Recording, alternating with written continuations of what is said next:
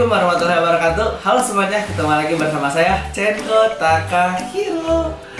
Oke Takahiro people, di video kali ini aku mau nge-review perbandingan antara resin Slickal 1011 dengan resin UV yang baru kemarin kita praktekin. Nah aku gak nyangka banget postingan atas seseorang lah gitu ya, aku juga nggak tahu siapa, itu nge-posting di grup dan ternyata rame, ada yang bentrok, cekcok sampai viral gitu kan, sampai viewernya lumayan nambah juga gitu. Dan di sana saya menemukan banyak pertanyaan dari teman-teman, ini mending mana sih antara resin UV atau resin 1011 gitu. Nah di sini bakal aku jelaskan sebenarnya secara detail ya, dari A sampai Z kita jabarkan. Kita lebih mending pilih mana sih antara resin Slickal 1011 atau resin UV gitu. Oke, yang pertama dari harga dulu ya. Kita tahu nih harga resin UV ini dan kemasan 25 gram ini tuh mungkin kalau aku taksir ini sekitar isinya 50 milian ya, atau kurang lebih segitu. Itu harganya di kisaran 40 sampai 50 ribu kalau teman-teman cek di marketplace. Nah kalau misalnya kita buat name tag itu tuh cuman bisa perkiraan 9 sampai 15 atau 10 sampai 15 name tag, tergantung pemakaian teman-teman sendiri. Jadi kalau misalnya teman-teman jualan name tag menggunakan resin UV itu sama sekali tidak worth it ya. Kenapa? Karena marginnya tuh sangat tipis banget, bahkan bisa sampai nggak ada sama sekali kalau misalnya teman-teman jualan di marketplace. Teman-teman tahu kan jualan di marketplace atau di toko online itu hancur-hancuran banget harganya.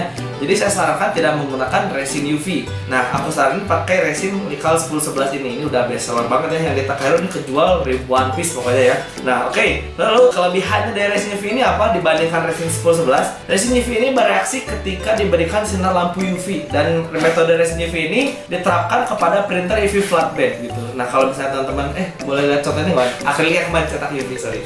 Ini aku ada contoh salah satu media yang dicetak menggunakan UV flatbed ya printernya. Aku bakal jelasin sedikit. Oke, jadi teman-teman bisa lihat di sini ya. Ini ada salah satu media akrilik yang aku cetak menggunakan printer UV flatbed. Nah, kenapa disebut UV flatbed? Jadi teknis printnya itu seperti ini teman-teman. Pertama warna dulu, lalu dari warna ini ditimpa menggunakan resin vernis ini UV. Nah, dari keluar vernisnya lalu disinari lampu UV. Jadi ini hasilnya tuh bagus, nggak akan terkelupas gitu. Nah, seperti ini.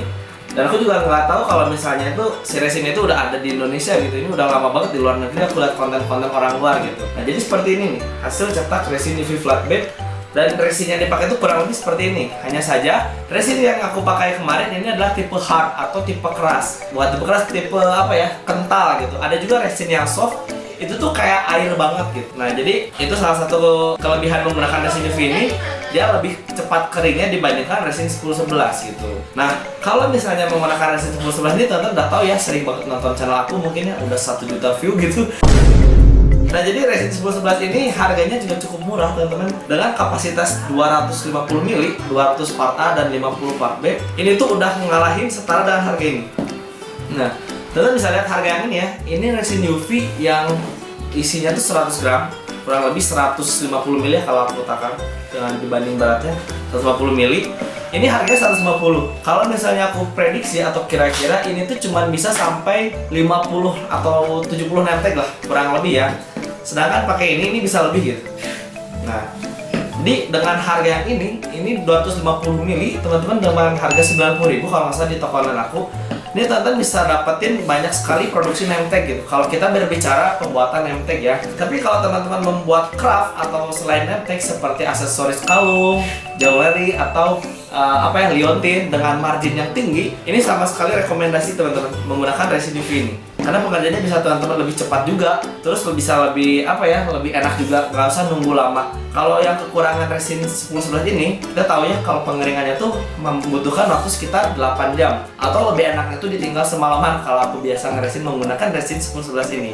Nah jadi teman-teman tahu ya kelebihan dan kekurangan dari resin UV dan resin 1011 ini gitu. Jadi kesimpulannya, buat dua resin ini teman-teman, menurut aku dua-duanya cukup bagus dan memiliki kelebihan dan kekurangannya masing-masing. Jadi teman-teman bisa menentukan pilihan sendiri mau menggunakan resin UV atau resin 1011, terserah teman-teman. Jadi lihat dulu kapasitas produksi teman-teman untuk apa, lihat dulu marginnya untuk apa. Kalau teman-teman ingin margin yang cukup tinggi dengan mass product atau pencetakan banyak, saya sarankan menggunakan resin 1011 ini. Tapi kalau teman-teman membuat crafting atau yang harganya lumayan atau tinggi, aku saranin menggunakan ini karena ini masih nutup banget dan juga pengerjaannya lebih cepat juga. Ini kita bisa tungguin untuk pengeringannya gitu. Jadi beda ya teman-teman, udah tahu caranya dan juga udah tahu kelebihan dan kekurangan dari resin UV ini. Jadi teman-teman yang udah nanya kemarin, insya Allah udah aku bantu jawab semua pertanyaannya tentang resin UV dan resin 1011 ini gitu. Oke, mungkin video kali ini gitu aja untuk penjelasan tentang resin UV dan resin 1011 ini.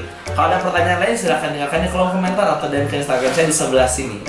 Sampai ketemu di video berikutnya. Assalamualaikum warahmatullahi wabarakatuh. Dadah.